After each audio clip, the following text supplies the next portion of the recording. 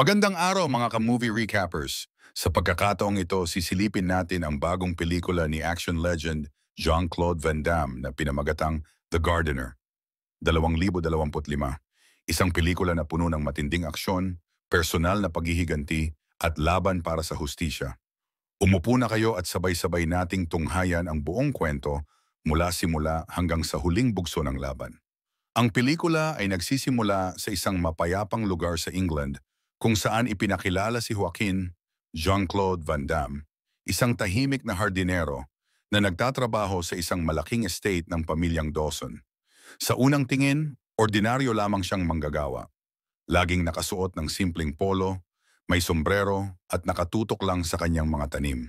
Ngunit makikita sa kanyang mga mata na may mabigat siyang nakaraan. Tahimik ang kanyang araw-araw. Nag-aalaga ng mga halaman, nagdidilig at nagbubungkal ng lupa. Ngunit ramdam ng manonood na may misteryo sa kanyang pagkatao. Sa mga flashback na ipinapakita, makikita ang anino ng kanyang nakaraan bilang isang dating sundalo at espesyal na operative, isang taong sanay sa giyera at karahasan, pero pinili na lamang mamuhay ng simple. Ang pamilya Dawson ay binubuo ni Mr. Charles Dawson, isang negosyanteng mayaman ngunit may halong katiwalian sa negosyo. Ang kanyang asawa na si Elizabeth at ang kanilang dalawang anak, si Chloe, dalagita, inosente, mahilig sa musika, at si Peter, binatilyo na medyo rebelde ngunit mabait ang puso. Mahal ni Joaquin ang mga bata na parang sarili niyang anak. Sa bawat eksenang pinapakita kung paano siya tumutulong kay Chloe sa pagtatanim ng bulaklak o pagtuturo kay Peter ng disiplina, makikita ang lambot ng kanyang puso sa kabila ng matigas na itsura. Sa kalagitnaan ng pelikula, ipinasok ang pangunahing kontrabida, isang kilalang arms dealer at sindikato boss na si Victor Ramirez. May alitan siya kay Mr. Dawson dahil sa mga hindi natupad na kasunduan sa negosyo. Isang gabi, bigla na lamang sinalakay ng mga armadong lalaki ni Victor ang estate. Lahat ng gwardiya ay mabilis na napatay at ang pamilya Dawson ay naging bihag sa loob ng sariling mansyon. Dito nagsimula ang tensyon. Makikita si Joaquin na nasa likuran lamang, nagtatago sa hardin nang makita niyang pinapasok ng mga kalaban ng bahay. Nakita niyang pinagbabantaan at pinahihirapan ang pamilya. Sa puntong ito, nagising muli ang kanyang lumang pagkatao bilang mandirigma. Tahimik na pumasok si Joaquin gamit ang mga kasangkapan sa hardin, machete, kutsilyo at kahit mga pala. Sa unang eksena ng aksyon, ginamit niya ang simpleng gunting panghardin para iligpit ang isang bantay. Isang mabilis na suntok, isang tuhod at isang patalim. Bagsak agad ang kalaban. Habang tumatagal, dumarami ang kanyang mga kalabang pinapabagsak. Ang style ni Van Damme ay ramdam. Mabilis, malinis at puno ng martial arts kicks na paborito ng mga fans.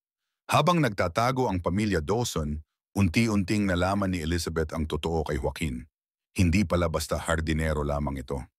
Noon pala'y isa siyang dating elite soldier na tumakas sa gulo ng mundo matapos mawalan ng sariling pamilya sa isang madugong operasyon. Kaya pinili niyang mamuhay ng tahimik bilang hardinero, isang paraan para maibsan ang sakit ng nakaraan. Ang revelasyon na ito ay nagbigay ng mas malalim na dimensyon sa kanyang karakter. Isang taong tumatakbo mula sa nakaraan, ngunit napilitang harapin muli ang karahasan upang protektahan ang mga inosente.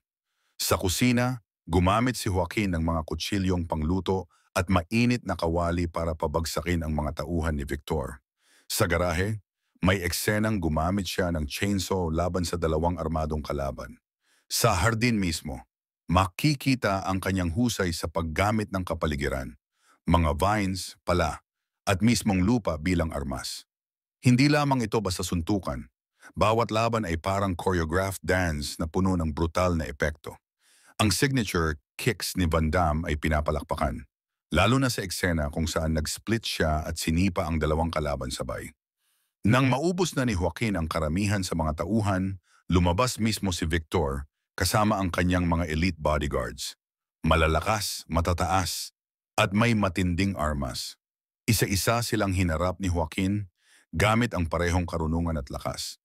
Isang highlight na eksena ay ang laban nila sa greenhouse kung saan ginamit ni Joaquin ang mga basag na salamin, hanging pots, Ya't matitinik na halaman para pabagsakin ang kalaban. Sa huling yugto, humarap si Joaquin kay Victor mismo. Si Victor, armado ng baril at patalim. Si Joaquin, may hawak lamang na itak na gamit sa paghahalaman. Nagkaroon sila ng brutal na mano-mano.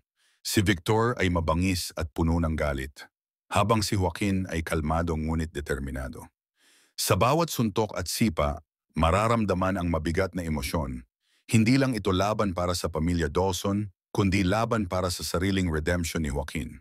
Sa huli, ginamit niya ang itak para durugin ang baril ni Victor at tuluyang pabagsakin ito gamit ang isang malakas na roundhouse kick. Nailigtas ni Joaquin ang buong pamilya. Sa huling eksena, makikita siya sa hardin, muling nagtatanim ng mga bulaklak.